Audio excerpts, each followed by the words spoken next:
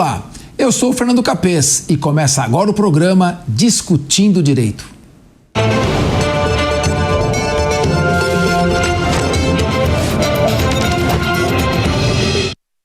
O nosso convidado de hoje é paulistano, do bairro da Moca, foi educado em escola pública, é formado em Direito pela FMU, especialista em Direito Processual Civil pela Universidade de Brasília, doutor em Direito Penal pela Universidade de São Paulo, a USP, e é especializado em legislação de combate ao crime de lavagem de dinheiro e crimes do colarinho branco. É um dos 55 desembargadores federais que compõem o Tribunal Pleno do Tribunal Regional Federal da Terceira Região. Foi pioneiro na venda antecipada de bens, na realização de delações premiadas e na destinação de recursos da entidades filantrópicas que foram recebidos em delações como forma de indenização à sociedade. Eu tenho o prazer de receber o desembargador federal, o magistrado brasileiro, Fausto de Santis. Seja muito bem-vindo, doutor Fausto. Eu que agradeço, um prazer estar aqui. Olha, você sempre foi uma referência na magistratura, para juízes, também para promotores, advogados, enfim, para todo o público do direito e quem quer ver um país que funcione corretamente. Você se recorda, para a gente conhecer, para conhecerem quem é Fausto de Santis, dos casos mais importantes do início da sua trajetória? Você poderia citar, por exemplo, algum deles? Claro, sem problemas. Primeiramente, eu queria dizer que todo caso é importante, mas os mais rumorosos, o que apareceram na mídia e teve um interesse popular, né, sobre os casos, foram primeiramente, caso Banespa. Caso Banespa? O antigo Banco do Estado de São Paulo, que acabou fechando, quebrando, né, por conta de empréstimos fraudulentos. Então, a primeira sentença foi por mim prolatada. Teve caso envolvendo o Hospital Heliópolis aqui em São Paulo, um grande caso de licitações. Depois vieram outros, né? Então, a Satyagraha, que envolvia também instituição financeira, Castelo de Areia, envolvia também empreiteiras, seria o embrião da Lava Jato, Banco Santos, casos contra doleiros, prefeito de São Paulo. Por partes, então. Você tem no caso o Banespa, um banco público que fazia empréstimos sem lastro para pessoas que não tinham condições de fazer o pagamento. Isso, pessoas jurídicas. Banco público mantido com dinheiro público e fazia empréstimos que eram fraudulentos. Isso aí era federal por quê, Fausto? Era federal porque o crime era de gestão fraudulenta de instituição financeira, crime da 7492, que textualmente diz que é competência federal. Aquela lei 7.492 de 1986, que são os crimes de colarinho branco. Os crimes do colarinho branco. Você já foi um dos pioneiros, então. Isso aí nos anos 90?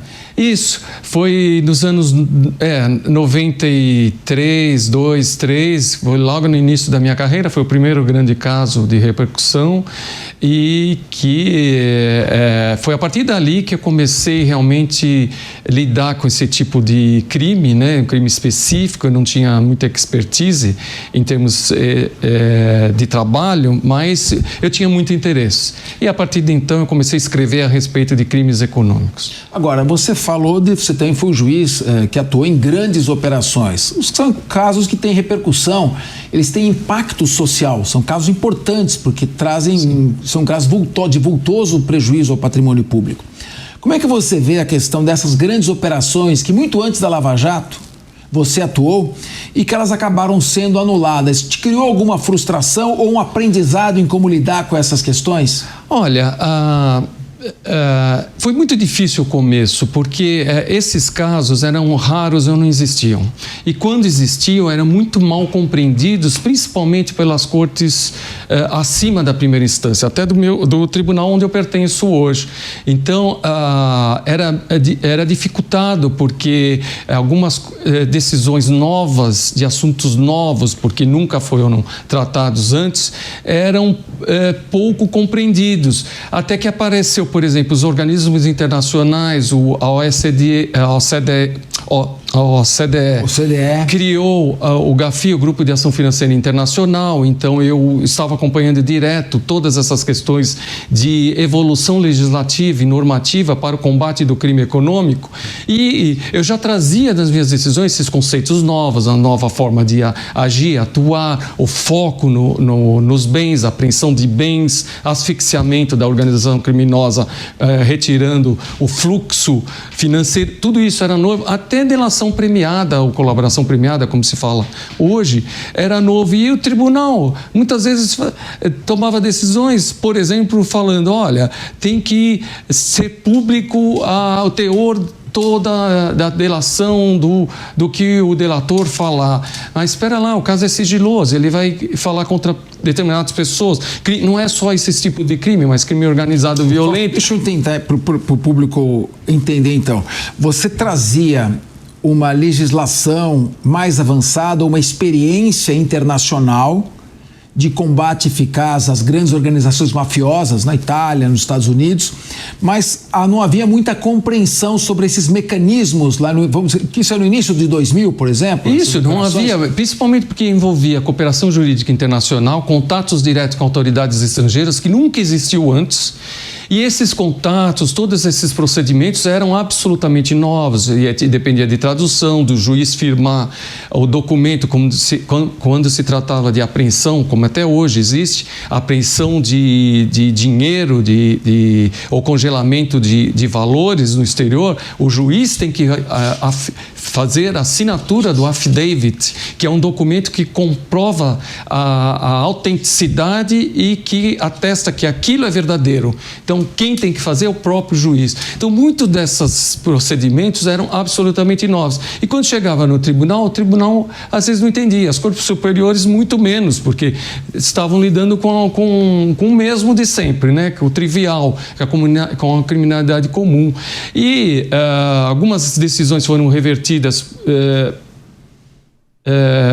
a meu ver, sem embasamento que justificasse esse tipo de decisão. E agora, com relação à frustração, eu sempre fiz o meu papel do jeito que eu acho que tem que ser feito. Então, com a profundidade e com técnica, usando independentemente de quem seja advogado, quem seja o réu, quem seja seu viés político, religioso, de gênero, seja o que for. Para mim, eu julgo os fatos, e não as pessoas, né? Eu julgo o fato, e as pessoas só levam em consideração na dosimetria da pena, porque eu sou obrigado ali a fazer uma apreciação individual do ser humano que está ali. A gente pode dizer então que você é um juiz que faz a justiça cega porque não vê quem está julgando, aplica a mesma lei, não importa quem seja acusado. Nesse sentido que a justiça é cega. Agora, muitas vezes a justiça é cega porque não consegue ler o que está escrito no Código Penal e na Constituição. Mas isso fica por conta do meu comentário. Eu queria perguntar para você o seguinte, como é que você vê, posteriormente, a questão da Lava Jato? Surgiu de novo, primeiro foram aquelas grandes operações, Boi Barrica, Satyagraha, Castelo de Areia, elas acabaram sendo anuladas. Depois veio a Operação Lava Jato. E na Lava Jato se viu que centenas de milhões de reais, ou até bilhões, foram desviados da Petrobras. Inclusive com a compra da usina de Pasadena, no Texas, por um valor, uma usina que não valia quase nada, o financiamento da construção do Porto de Mariel ali pelo BNDES. Como é que você vê? A Lava Jato, ela acabou se perdendo ou foi mal compreendida mesmo? Qual a sua avaliação? Não, eu acho que o Brasil, ele atua com uma incoerência jurídica total nas suas decisões de tribunais superiores. Veja, para o STJ, a competência era Curitiba. Então, o processo começou em Curitiba e foi considerado válido pelo STJ, e o Supremo decidiu depois e não se discutia a competência. Aí o Supremo vem e fala depois, não, a competência devia ser Brasília. Ora, se a competência era em Brasília e começasse em Brasília, o STJ ia entender que não começou em Curitiba, era nulo. Então, sempre seria nula a Lava Jato. Começando por Curitiba, é nulo pelo Supremo. Começando em Brasília, seria nulo pelo STJ. Então, essa falta de coerência ingerência nas decisões judiciais, principalmente os órgãos superiores, essa questão de prende em segunda instância e não prende, vai e volta, isso é péssimo. Isso passa uma mensagem terrível de insegurança jurídica. Veja que em 1991 o Supremo validou a prisão em segunda instância por 8-0 em um habeas corpus. Foi o primeiro habeas corpus contra a prisão em segunda instância. Aí depois vieram decisões permitindo e não permitindo, até que proibiu-se a prisão em segunda instância. Então, vejam, há uma desorientação jurídica enorme e no exterior isso não é compreendido. Não há como compreender esse tipo de julgamento, principalmente de uma corte superior. Quer dizer, esta incerteza quanto à jurisprudência, quanto à interpretação da lei, isso prejudica muito o combate à criminalidade. Eu queria te perguntar sobre a questão do foro privilegiado. Em 1964, quando iniciou o regime de exceção, foi estendido o foro privilegiado para ex-integrantes, ex-autoridades, né? Depois, mais para frente, entraram os deputados, senadores, ex-deputados e ex-senadores. Muito bem. Em 1999, já estamos falando aí de 35 anos depois, em 99, o Supremo Tribunal Federal diz não. Encerrado o mandato, acaba o foro privilegiado. Ex-autoridades não têm direito. Vem 2018, o Supremo ainda reforça esse entendimento e diz, não é mesmo, ex-autoridade não pode e a autoridade só se for crime relacionado à função, no exercício da função. Restringe bastante. De repente, em 2023, muda a orientação e o foro privilegiado passa a abranger tudo quanto é tipo de autoridade.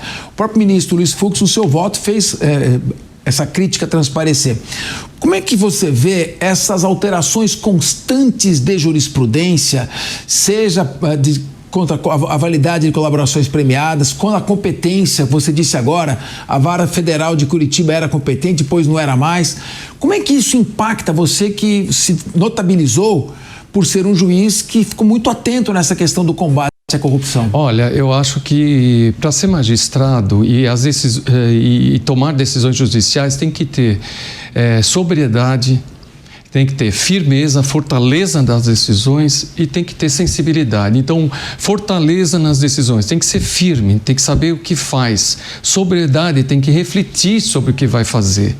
E sensibilidade é tentar agir não como sendo um inimigo da parte ou do réu, mas como tendo empatia, porque as partes devem ser ouvidas e devem ser escutadas. E o réu, principalmente. E não agir com fígado ou agir com sentimentos outros que não sejam a arte de julgar, de bem julgar, consideração técnica entre direitos e deveres. É isso que sempre tem que ser feito. Então, quando nós vemos decisões que vão e voltam, é que está faltando esses requisitos. Falta a serenidade, a sobriedade, como falei, falta a firmeza da decisão, porque a decisão de uma Suprema Corte que vai e volta. Essa questão que você falou da prerrogativa, a gente está sentindo no tribunal, porque o tribunal julga os prefeitos e os políticos, né, locais. E aí o que está acontecendo? Está indo para a primeira instância, volta para o tribunal, vai para a primeira instância, volta para o tribunal. E com isso, nós estamos favorecendo a prescrição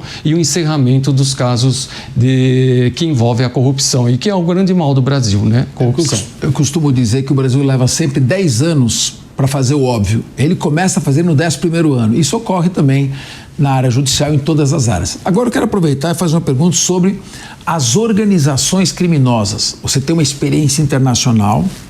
Eu sei que você foi o único magistrado brasileiro convidado a participar de um encontro entre juízes federais norte-americanos, inclusive juiz da Suprema Corte dos Estados Unidos. Quero que você conte isso, mas antes dessa análise, eu quero saber qual a sua opinião sobre as organizações como o Primeiro Comando da Capital, PCC, hoje a maior organização criminosa da América Latina, e também o Comando Vermelho e outras quase 100 organizações criminosas que temos aqui no Brasil.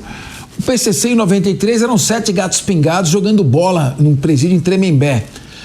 A que ponto chegou? Por que o Brasil permitiu que essas organizações crescessem a esse ponto? Eu acho pelo seguinte, o uso político desse fato para fins políticos, ou seja, eu acho que faltam iniciativas que aparentemente são contrárias ao que é defendido nas academias, porque o que é defendido na academia é sempre o criminoso como alguém, como uma visão romântica, vamos dizer assim, e não atacando naquilo que precisa. Então, precisa severidade da lei, precisa cortar efetivamente a comunicação entre o preso e a pessoa que estiver fora do presídio, tem que ter infiltração de agentes, tem que ter proteção dos agentes que investigam. Nós tivemos agora o caso do delegado, né, da Polícia Civil de São Paulo, que foi assassinado. O Rui Fontes. Tem que ter uma legislação contundente, forças-tarefas atuando com inteligência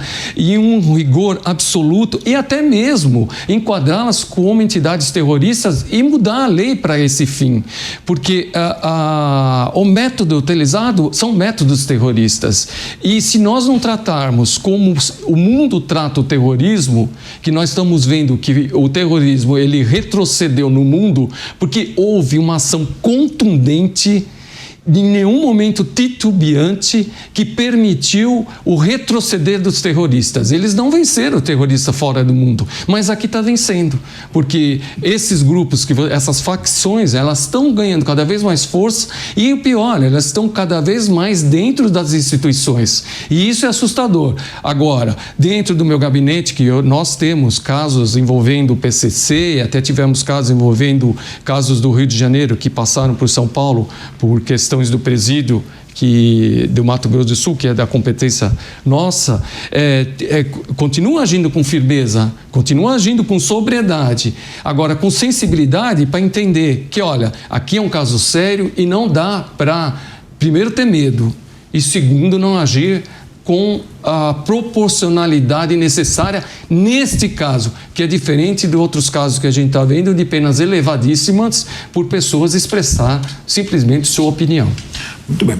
O Tribunal Regional Federal da Terceira Região abrange o estado de São Paulo e o estado do Mato Grosso do Sul e julga em segunda instância os crimes federais. Muita gente está nos acompanhando aqui, o pessoal está perguntando aqui.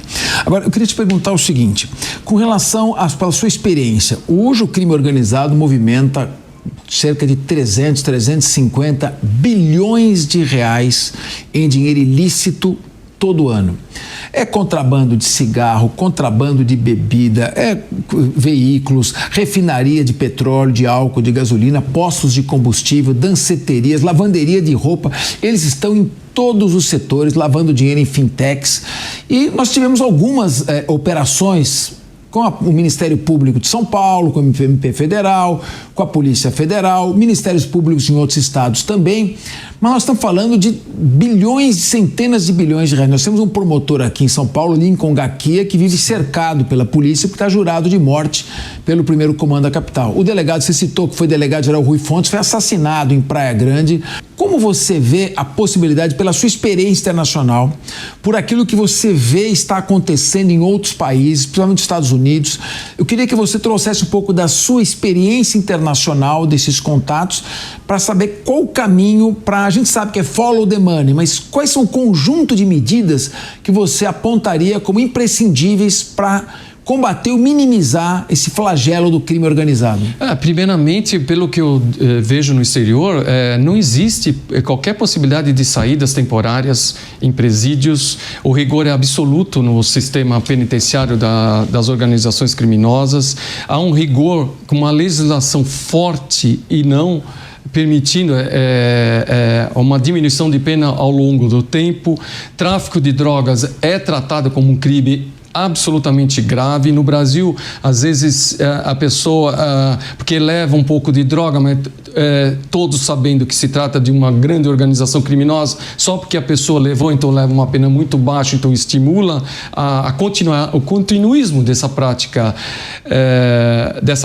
Outra coisa que você mencionou, que eu acho importante, a reforma tributária vai trazer o imposto do pecado. Então, o imposto do pecado vai incidir sobre bens que vão gerar contrabando. Então, você vai estimular mais o contrabando e o descaminho. Por quê? Porque incidindo uma alta taxa tributária no Brasil, vai estimular que o crime organizado, que já está trazendo de fora, geralmente do Paraguai, de países vizinhos, trazendo essa mercadoria a um preço mais baixo, vai continuar e vai fortalecer isso. Então, a pretexto de querer diminuir com uma prática que não seria salutar para a população, como o cigarro e os derivados de fumo, na verdade vai estimular, porque vai estimular o contrabando e o descaminho. Então, eu temo um pouco essas ações que não pensam no crime organizado, pensam só na questão tributária e no arrecadar do Estado. E o Estado tem que pensar no todo, na consequência e o alcance geral que isso pode dar. Agora, os Estados Unidos da América, através do presidente Donald Trump, resolveram combater o narcotráfico venezuelano, apontando Nicolás Maduro como chefe de um cartel poderoso e está combatendo lá na saída do mar e na saída aérea da Venezuela, combatendo esse narcotráfico. E ele chegou a dizer que o PCC deve ser enquadrado como uma organização terrorista. Seria importante uma aliança com os Estados Unidos na medida em que essas organizações exportam drogas e outros crimes para lá e, portanto, trazer a estrutura, a cooperação e a força dos Estados Unidos para ajudar a combater essas organizações que aparentemente saíram do controle aqui no Brasil? Sem dúvida, não é? Quanto mais países ajudarem o Brasil, vai ser melhor, porque nós estamos precisando, porque chegou-se num estágio de risco entre se tornar de vez um narco-estado ou a gente tentar combater isso com todas as forças possíveis, inclusive estrangeiras. E não quer dizer que vai haver violação da soberania nacional, não. Tudo que vier para ajudar e para fortalecer nossa soberania é bem-vindo. E é óbvio, o crime organizado, ele já tem uma parte da soberania de determinados territórios. E quando se fala em ofensa à soberania no país, esquece da soberania dos morros do Rio de Janeiro, de algumas regiões, talvez em São Paulo e assim por diante. Então, aquele lugar também a soberania foi ofendida brasileira. E não se vê ação e indignação do governo federal ou do estadual, no caso do Rio de Janeiro, com relação a essa soberania violada. Então, nós precisamos da ajuda externa para que o tráfico internacional seja combatido, mas também internamente nós precisamos tomar alguma ação mais forte e não simplesmente tomar decisões que não se pode subir o morro, porque isso aí você fez nascer e crescer de forma absolutamente cruel, porque a população é a maior vítima daquelas áreas do crime, né? A população pobre que vive naqueles morros são as vítimas mais... Mas são vulneráveis. Eles estão mais vulneráveis e que, por vezes, são obrigados a ceder seus filhos para o crime e são obrigados a cometerem crimes e serem vítimas de estupros e etc., porque tem que atender o chefão ou o grupo de chefes daquela área. Então, nós podemos dizer que há uma certa romantização no combate à criminalidade e uma certa ideologia penetrando o que deveria ser uma área puramente técnica, puramente profissional. Eu acho que a ideologização do combate muito mais, e o romantismo é usado para fins ideológicos. Bom, você recentemente esteve nos Estados Unidos, sim, participou de um congresso e lá se discutiu. Eu queria que você falasse qual foi o seu papel, quem participou desse congresso e como é que os americanos estão vendo essa questão no Brasil do crescimento do crime organizado e de uma certa, eu diria, apatia do país em adotar métodos mais eficazes de diminuir o crescimento das organizações criminosas. Olha, quando eu cheguei nos Estados Unidos, a primeira pergunta que eles fizeram era: o que está acontecendo com o Brasil? Surpresos, porque eles estão vendo que o crime está aumentando, que as operações são anuladas. Vejam, quando a gente fala dos Estados Unidos não é um país que simplesmente eles fazem suas opiniões por ouvir dizer. Tudo é muito bem fundamentado e verificado. Eles checam, eles verificam a informação. Então, quando eles te questionam, eles já sabem de muita coisa. Então, não há como você chegar e romantizar o seu país e para tentar não passar uma imagem positiva. Na verdade, você tem que ir lá francamente, transparentemente e dizer, de fato, o país está doente as instituições, está doente os juízes, está doente os promotores, a polícia, a população, porque se entrou num discurso ideológico radical de lados opostos e ninguém vai no âmago da questão estética de deixar um pouco de lado a ideologia e vamos arregaçar as mangas e defender o país como precisa. Se o crime tem que ser combatido eficazmente, e inclua a corrupção, tem que ser feito assim, e ponto final. É o que você falou, a gente demora 10 anos para fazer o óbvio, a gente faz o óbvio e retrocede, É como falava Bismarck, né? Aquele que repete o erro, ele é um idiota, né? Perfeito. Nós estamos conversando aqui com uma das maiores autoridades do país em termos de combate ao crime organizado, à lavagem de dinheiro. Um dos maiores especialistas, é um desembargador federal, ou seja, ele foi juiz federal e passou a desembargador federal, e ele foi o único magistrado brasileiro convidado para participar de um congresso recentemente, em junho, nos Estados Unidos, só de juízes federais, inclusive magistrados da Suprema Corte norte-americana. Esse é o nosso convidado especial, que é o Fausto de Santos. Fausto, eu queria perguntar para você o seguinte: o Brasil vive hoje uma polarização. Ou você é de esquerda e odeia o da direita, ou você é da direita e odeia a esquerda. Então, não há mais espaço para o equilíbrio, para a discussão das ideias. E o país está muito focado no combate às manifestações de pensamento, às críticas, chamadas de discursos de ódio.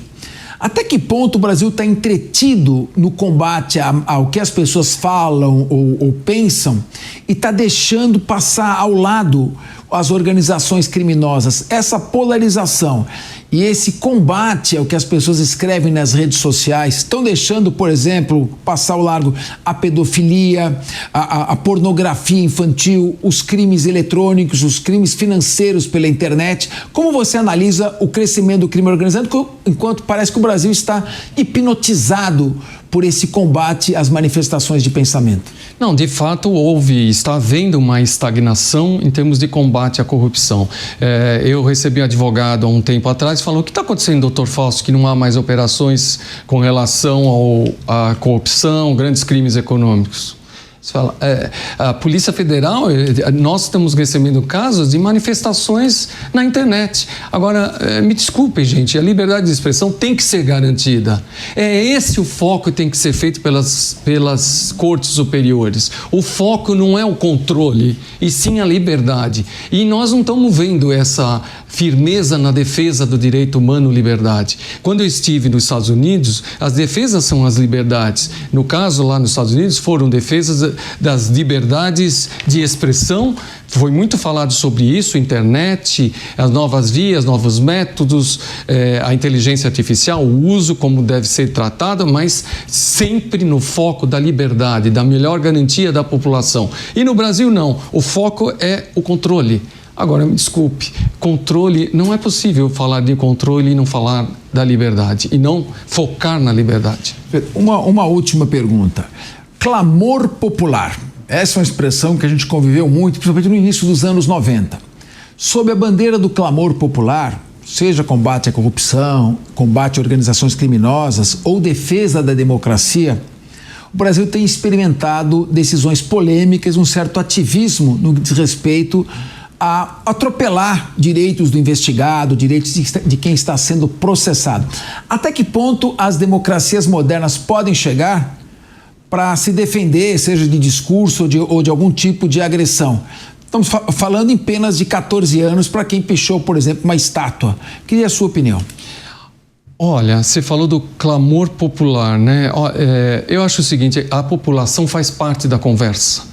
O judiciário, ele tem que ouvir a população, mas não é para ouvir e para praticar as vontades de um e do outro, mas para praticar as expectativas legítimas